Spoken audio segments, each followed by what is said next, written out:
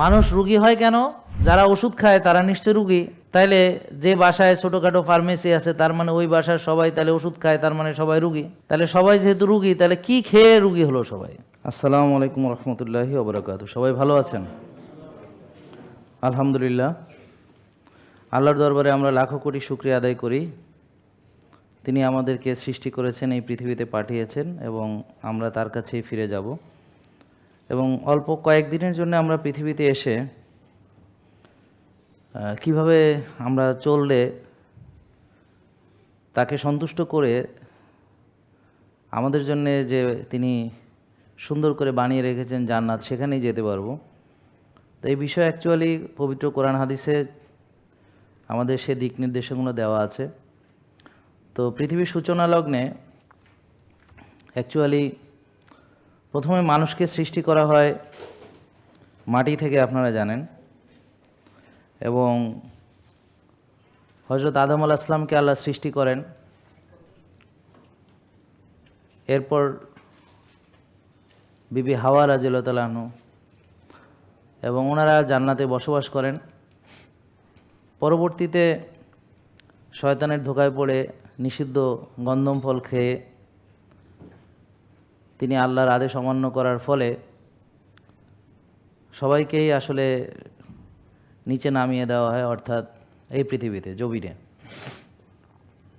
অর্থাৎ আমরা আসমানের সৃষ্টি হয়েছি, তারপর আমাদেরকে জমিনে নামানো হয়েছে। তো এই ব্যাপারে আল্লাহ বলেছেন যে কিছুকাল তোমাদের এখানে থাকতে হবে, কিছুকাল মানে সামান্য কিছু সময় এখানে থাকতে হবে এবং পরীক্ষা দিতে হবে। এই পরীক্ষায় যারা রেজাল্ট ভালো করবে, কারা ভালো করবে? যারা এই পৃথিবীতে সব কিছুই আল্লাহর দিক নির্দেশনা অনুযায়ী করে, অর্থাৎ এই পৃথিবীতে সে নিজেকে স্বাধীন ভাবে না।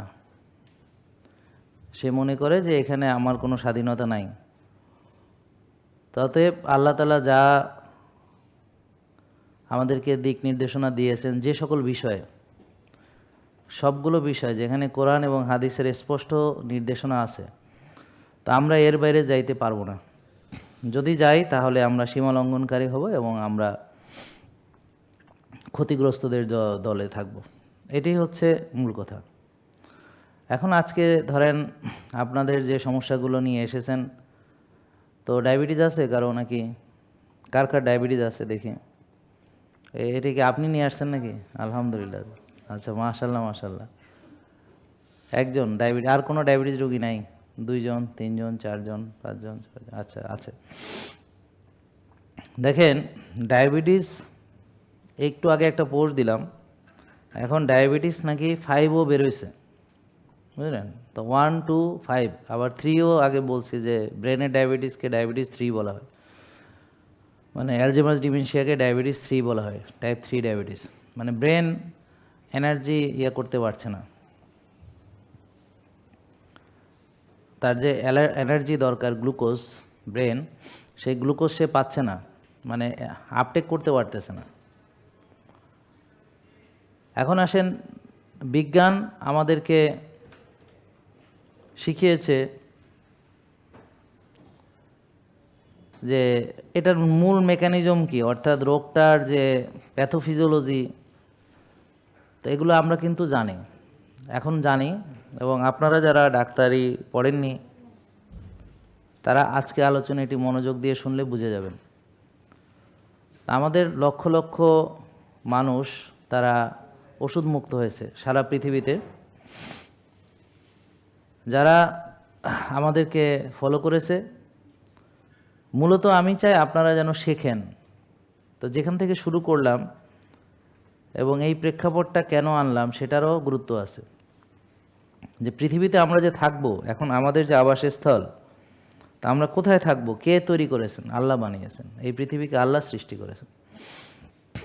এখন যারা ফেসবুক ইউটিউবে দেখছেন তারা কাইন্ডলি কমেন্ট করবেন, শেয়ার করবেন। আর একটু আগে একটা ভিডিও দিয়েছি টাইপ 5 ডায়াবেটিস, দয়া করে আপনাদের এই লাইভ সেশন শেষে সবাই সেটা দেখবেন।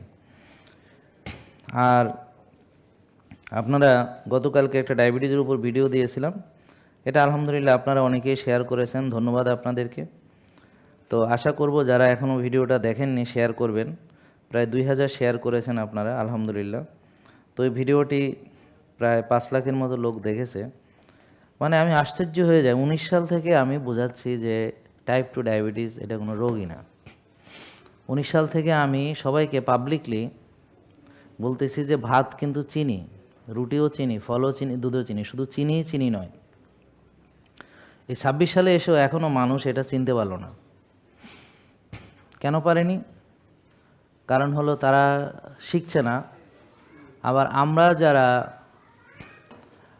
অর্থাৎ আপনারা যারা এই যে ফেসবুকে যারা এখানে অনেক লোক, আমাদের এখানে প্রায় 43 লাখ ফলোয়ার আছে, 4.3 মিলিয়ন আমাদের ফেসবুকে আছে, 4.3 মিলিয়ন।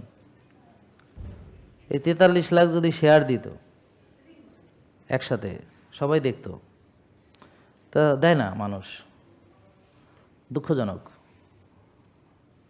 তো শেয়ার দিতে কোনো টাকা লাগে না, কোনো পয়সা লাগে না, কিচ্ছু না, খালি শেয়ার দিলেই হলো, কিছুই লাগে না, তাও দেয় না। আর যদি টাকা দিয়ে শেয়ার দেওয়া লাগতো তাহলে তো না জানি দিতই না, যে শেয়ার দিতে টাকা লাগে তাহলে তো দিতই না। এটা খুব কষ্টের ব্যাপার যে একটা ডায়াবেটিস রোগী 6 বেলা চিনি খায়, সে মনে করে ভাত মানে চিনি না। আমাকে বলে কি যে আমি চিনি খাই না, তো সে কি খায়? রুটি খায়, ভাত খায়, ডাল খায়, আলু ভাজি খায়, ফল খায়, আর দাওয়াতে যেহেতু অনেক কিছুই খায়, এবং সে মনে করে সে চিনি খায় না। এই যে একটা কনসেপ্ট মানুষের ভিতরে এখনও চেঞ্জ হলো না এত বছর ধরে। তা আপনারা কাইন্ডলি কমেন্ট করবেন যারা ফেসবুকে দেখছেন, ইউটিউবে দেখছেন, যে আপনারা চিনি চেনেন কে কে, আর যারা এখনও চেনেন না, তো আপনারা কি সবাই চিনি চেনেন? এখানে যারা আছেন সবাই চেনেন ডায়াবেটিসে রুগীরা যে 6 বেলা চিনি খায়, কথাটা বোঝেন কিনা? কে কে বুঝে দেখি হাত তোলেন যারা বুঝে যে ডায়াবেটিস রুগী 6 বেলা চিনি খায়। তার মানে এখনও দেখেন, এখনও অনেকে আছে যারা বোঝে না যে ডায়াবেটিস রুগী 6 বেলা চিনি খায়, মানে এটা বুঝে না। চিন্তা করেন, আপনারা যদি এইটুক জিনিস না বুঝেন তাহলে কিভাবে সুস্থ হবেন? সেটা তো আশ্চর্য ব্যাপার। এই জিনিসটা মানুষের ভিতরে প্রচণ্ড আকারে ছড়াতে হবে। এই জন্য সবাই একটু দয়া করে শেয়ার করবেন, বিশেষ করে 2-3 মিনিটের ভিডিওগুলো দেওয়াই হয়, বেশি বেশি শেয়ার করবেন, যেন যারা আমাদের চেনে না তারা 2-3 ঘন্টার আলোচনা জীবনে শুনবে না, তারা 2-3 মিনিট শুনলে এটাই যথেষ্ট। আর যারা আমাদেরকে চেনে, বুঝে, জানে, তারা ঘন্টার পর ঘন্টা তারা লেকচার শোনে এবং তারা শিখে তারা আলহামদুলিল্লাহ নিজেরা সুস্থ থাকছে এবং অনেককে সুস্থ করতে সাহায্য করছে। আর আপনারা যারা আসছেন চিকিৎসা নিতে, যে আমি ডাক্তার দেখাবো রোগ ভালো করার জন্য চিকিৎসা নেব, তো এরাই ওই পিছন পিছন ঘোরে, যে আপনার চেম্বারে দেখাইতেছে, আপনারে দেখাইতেছে, ও ভাবছে আমারে দেখাইলে ওর রোগ ভালো হবে। আমারে দেখাইলে ওর রোগ কীভাবে ভালো হবে? আমি কি তারে ওষুধ দিয়ে দেবো? আমরা তো ওষুধ দেই না। আমাদের হলো ওষুধ মুক্ত সুস্থ জীবন, জেকে লাইফস্টাইলের মূল নীতি, ওষুধ মুক্ত সুস্থ জীবন। তা সেখানে আমি কি তারে ওষুধ দিব? আমি দেখা তার কী লাভ হবে? কিন্তু সে যদি শিখে, জানে এবং সেই অনুযায়ী চলে, যেমন একটা ডায়াবেটিস রোগী জানে যে কী কারণে ডায়াবেটিস হয়, সে জানবে যে কিভাবে এটা ভালো হবে, সে তা করবে। কেন হয় সেগুলো করবে না, তাহলে সে ভালো থাকবে। সেখানে তো আমার সাথে দেখা হওয়ার কোনো সম্পর্ক নেই। তা এই কনসেপ্টটা চালু হয়েছে হলো, ডাক্তাররা আপনাদেরকে বারবারই বোঝাচ্ছে যে ডাক্তার চিকিৎসা করবে, আপনার রোগ হবে ডাক্তার চিকিৎসা করবে, আপনার ডায়াবেটিস হবে ডাক্তার চিকিৎসা করবে। তখন আপনারাও সেটাই বিশ্বাস করেন, এতে আপনাদের কোনো লাভ নেই। কারণ যারা ডায়াবেটিসের চিকিৎসা করতেছে ডাক্তার, তিনি নিজেও ডায়াবেটিসে আক্রান্ত, এবং আপনারা যারা চিকিৎসা নিচ্ছেন তারা তো ভালো হচ্ছেন না, আজীবন ওষুধ খাচ্ছেন। যারা ওষুধ খায় তারা নিশ্চয় রুগী। তাইলে যে বাসায় ছোটোখাটো ফার্মেসি আছে, তার মানে ওই বাসার সবাই তাহলে ওষুধ খায়, তার মানে সবাই রুগী। তাহলে সবাই যেহেতু রুগী, তাহলে কি খেয়ে রুগী হলো সবাই? সেই খাবার নিশ্চয়ই কল্যাণ খাবার নয়। তো আমরা সাধারণত কি খাই? সয়াবিন তেল খাই, সাদা ভাত খাই, চাষের ডিম খাই, চাষের মুরগি খাই, চাষের মাছ খাই, চাষের গরু ছাগল খাই, চাষের মুরগির ডিম খাই। তাহলে এই যে চাষ করে, এই যে উনি মুফতি সাহেব বলতে পারবেন ভালো, তো ওখানে কি পরিমাণ কেমিক্যাল ব্যবহার করে? এই যে মুরগিকে ফিড খাওয়ায়, সেখানে এমন এমন উপাদান আছে যেগুলো ক্যান্সার তৈরিকারী। তা এখন আপনি সেই মুরগি খান, ডিম খান, তা এখন আমাদের অনেকের ক্যান্সার হচ্ছে, যেটা আগে এত ছিল না। হ্যাঁ, ওই ফিড যেগুলো, ব্রয়লার ফিড, হ্যাঁ, তো এগুলো মারাত্মক।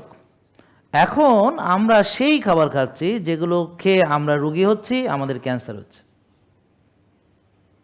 আমাদের ডায়াবেটিস হচ্ছে ঘরে ঘরে, আমাদের প্রেশার হচ্ছে, আমাদের ফ্যাটি লিভার হচ্ছে ঘরে ঘরে, আমাদের পুরুষত্ব নাই, নারীত্ব নাই, পুরুষদের মেয়েলি অবস্থা, মেয়েদের পুরুষালী অবস্থা, মানে দাড়ি মোছ হচ্ছে মেয়েদের। একটু আগেও একটা পোস্ট দিয়েছি এই বিষয়টা নিয়ে। তো এগুলো আসলে গুরুত্বপূর্ণ পোস্ট, দেখেন আপনারা, আমাদের পেজে পাবেন।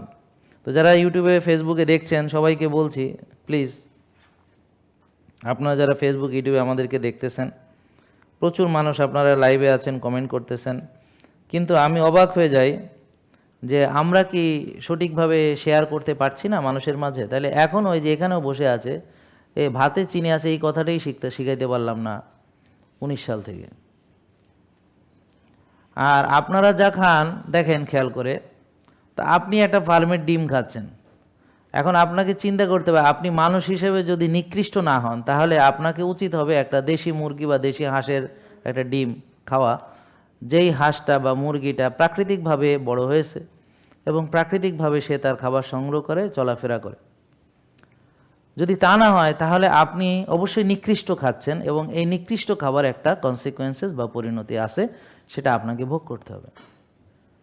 সেটা কি? সেটা হলো এই যে শক্তি নাই, এটা হলো মাজা ভাঙ্গা, মাজা ব্যথা, গিরা ব্যথা, মাথা ব্যথা, নার্ভের সমস্যা, এটা ওটা সমস্যা। কেননা শরীর যদি সঠিক পুষ্টিই না পায়, তাহলে সে সঠিকভাবে গঠিত হবে কি করে? আমি বলবো আমার জানা মতে এটা হলো পৃথিবীর সবচেয়ে তৈব মধু, অর্থাৎ এটা মেক্সিকোর অর্গানিক মধু, ইউএসডিএস সার্টিফাইড অর্গানিক, এবং এটা আমেরিকাতে প্যাকেজ হয়েছে। এটাকে বলে গোল্ডেন নেকটার হানি বা মেডিসিনাল হানি বলা হয় এটাকে। তো পৃথিবীর সর্বোচ্চ লেভেলের দামি এবং সবচেয়ে ভালো খাঁটি একটা তৈব মধু, মানে মধুর ভিতরে যারা এটা খেয়েছেন তারা বলতে পারবেন যে এই মধুটা কেমন। কে কে খেয়েছে দেখি হাত তোলেন তো, মাশাল্লাহ, থ্যাংক ইউ। তো এটা ভালো কিনা? এখন এই মধুটা যাদের ডায়াবেটিস আছে তারা খেতে পারবে না, কারণ তাদের জন্য এই মধু কল্যাণ না, কারণ মধুতে ফ্রুক্টোজ আছে। এখন তার ফ্যাটি লিভার হলো, তার জন্য এটা এখন খাওয়া যাবে না, ভালো হওয়ার পর খাবে, নাকি বোঝেন নাই কথা? তো এখন ভালো হইতে 1 মাস লাগলে 1 মাস পরে খাবে, 2 মাস লাগলে 2 মাস পরে খাবে, 3 মাস লাগলে 3 মাস পরে খাবে। মানুষ রুগী হয় কেন? যারা রুগী হয়েছে বুঝতে হবে তার বাক্সটা ভালো না, বাক্স ভালো না, বুঝেন নাই? তো হ্যার একটা ভালো বাক্সের মধ্যে ঢুকতে হবে এবং ওখান থেকে বেরোনো যাবে না, তাইলে সে ভালো থাকবে। তাহলে বাক্সটা কেমন হবে? সে প্রতিদিন এক্সারসাইজ করবেই কম বেশি, এবং রেস্ট ডেও part of exercise, rest day part of exercise. আজকে আমার রেস্ট ডে, তা আমি আজকে কী করছি? আমি ব্যায়াম করি না তো কী হয়েছে? আমি সনা করছি, আমি ইয়োগা করছি, জ্যাকুজি করছি, বরফ থেরাপি করছি। রেগুলার ব্যায়াম করতে হবে, অথবা খেলাধুলা করতে হবে, অথবা মাটি কাটতে হবে, ইট ভাঙতে হবে, নাহলে ডেকি পাড়াইতে হবে। সোজা কথা, একটা কায়িক শ্রম লাগবে যে কোনো, বুঝতে পারছেন? তো যারা এটা করে না তারা রুগী হবে বা হয়ে গেছে, আর ভালো হবে না। একটা বাক্স, সেখানে আপনি এসার পরে ঘুম, আর কোনো কথা নাই, রেগুলার এটাই করতে হবে। এই নতুন বাক্সে ঘুম হলো এসার পর পর, আর কোনো কথা হবে না। এই যে আমি যে খেলা একটাও দেখি না, তাকে আমি মরে গেছি মনে হইতেছে, আমি মরে গেছি। বরং যারা খেলা দেখছে এইগুলাই মরে গেছে। কেউ কেউ তো দেশ ছাড়া হয়েছে, এখন দল আসছে, এখন দেশে থাকতে পারতেছে না, সবাই টিস্কারি মারতেছে, সবাই তারে 7 আপ খাওয়াইতে আছে। হ্যাঁ, এমনি আসিল ভালো না, এবার তো আরও গেছে পুচ্চা। তো আমরা সবাই সবার জন্য দোয়া করব, আমরা যেন সবাই সুস্থ থাকতে পারি, ওষুধ মুক্ত থাকতে পারি, এবং সবাইকে অনুরোধ করব, প্লিজ প্লিজ প্লিজ, যারা আমাদেরকে ভালোবাসেন এবং যারা কিছু কিছু ফলো করেন, তাদের বলবো দয়া করে শিখুন শিখুন শিখুন শিখুন শিখুন, বেশি করে শিখুন, ভালো করে শিখুন, মানে নলেজটাকে বাড়ান, তাহলে দেখবেন আপনি অনেক আরও ভালো কিছু করতে পারবেন। আর যেখানেই যান, যেই পরিস্থিতিতেই যান, জেকে লাইফস্টাইল একদম ছেড়ে দিবেন না। যেভাবে আমরা নামাজ ছেড়ে দিই না, আমরা আমাদের আল্লাহর যে মানে ফরজ বিধানগুলো যেভাবে ছেড়ে দেই না, সেভাবে আমরা এই লাইফস্টাইলও ছেড়ে দিব না। কেননা আল্লাহ বলেছেন, তোমরা পূর্ণাঙ্গ মুসলমান না হইয়া কবরে যাইও না।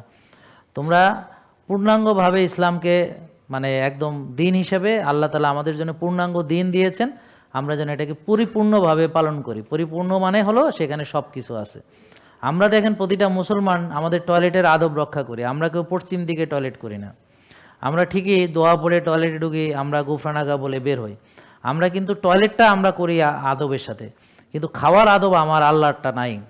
তাহলে আমরা বাকি যে নিয়মগুলা যেগুলো ফান্ডামেন্টাল, ঘুম, সেখানে আল্লাহরটা নাই, ডিসিপ্লিন, সেখানে আল্লাহরটা নাই। তো এই যে আমরা দেখেন আমাদের সঙ্গে কিন্তু আমরা জুলুম করছি। তা আমরা, আল্লাহ বলেছেন তোমরা নিজ হাতে নিজেকে ধ্বংস করো না। তো আমরা যেন নিজের প্রতি জুলুম না করি এবং সীমা লঙ্ঘন যেন না করি। আমিন। আসসালামু আলাইকুম রহমতুল্লাহ। জেকে লাইফস্টাইল, ওষুধ মুক্ত সুস্থ জীবন।